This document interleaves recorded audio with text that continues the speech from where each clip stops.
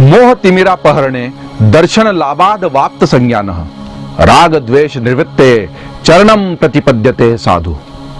अर्थात मोह रूपी अंधकार के नष्ट हो जाने पर सम्यक दर्शन और सम्यक ज्ञान की प्राप्ति होती है और इसके माध्यम से राग द्वेष से दूर होकर ही साधु अपने साधुत्व को प्राप्त करते हैं। सिद्धार्थ राजमहल में मखमल ओढ़कर जब उसको त्याग कर निकले तो वो बुद्ध हुए। महावीर स्वामी 30 साल की उम्र में सांसारिक मोहमाया को त्याग कर संत हुए, ईश्वर हुए, भगवान हुए और हम उनकी उपासना करते हैं। लेकिन एक 9 साल की बच्ची, एक 7 साल की बच्ची, एक 10 साल का बालक, अगर आप कहते हैं कि उन्होंने कोई त्याग किया और वो संत बन गए, तो क्या हमें इसमें भाव बोध का अंतर नहीं समझ में आता? ये कैसी होड़ मची है।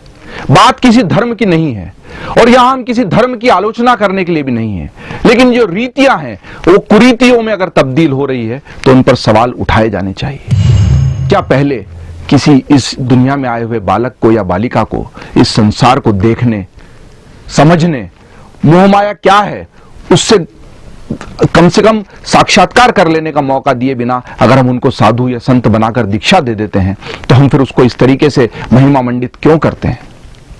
क्या ये सही कर रहे हैं? और ये जो अखबारों में पहले पन्ने पर इस तरह की दीक्षा को छापने की होड़ लगी है, क्या इससे हम समाज के गलत मानक स्थापित नहीं कर रहे हैं? बात धार्मिक आस्था की नहीं है, बात धर्म और समाज दोनों को सही दिशा में ले जाने की है।